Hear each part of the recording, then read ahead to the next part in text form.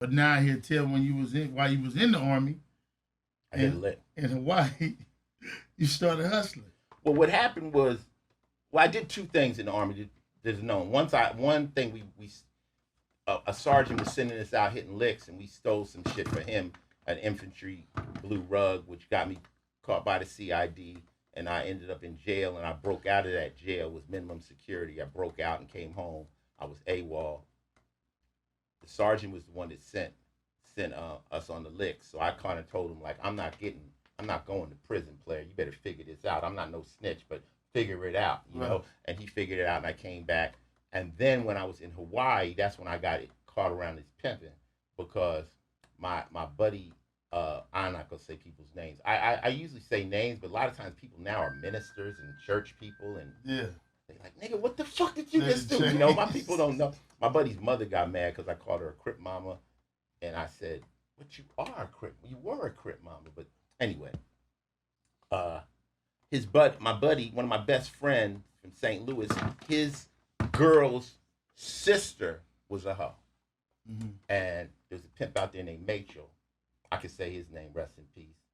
And we would go over his house over the barbecue. And he always said, nigga, you cut for this pimping, man. You got them light eyes. You're not really into these women, this, that, and the third. So I used to fuck around with him and just, you know, I learned a lot of the pimp game from him. But, you know, one rule of pimping, a pimp got to be his best hoe. And sometimes, you know, that money comes in slow.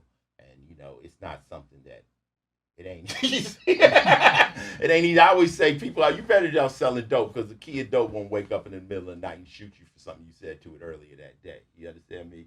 You know what I'm saying? That pimping is something different. It's very flamboyant and fun, but pimps live in a special world where they into each other and flossing and stuff like that. But to take it to the next level, it's very difficult. The biggest pimp in the history of the world would be Hugh Hefner.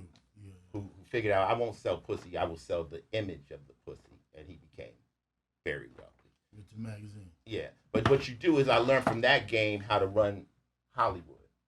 Mm-hmm. I learned, you know, because all pimping really is magnified.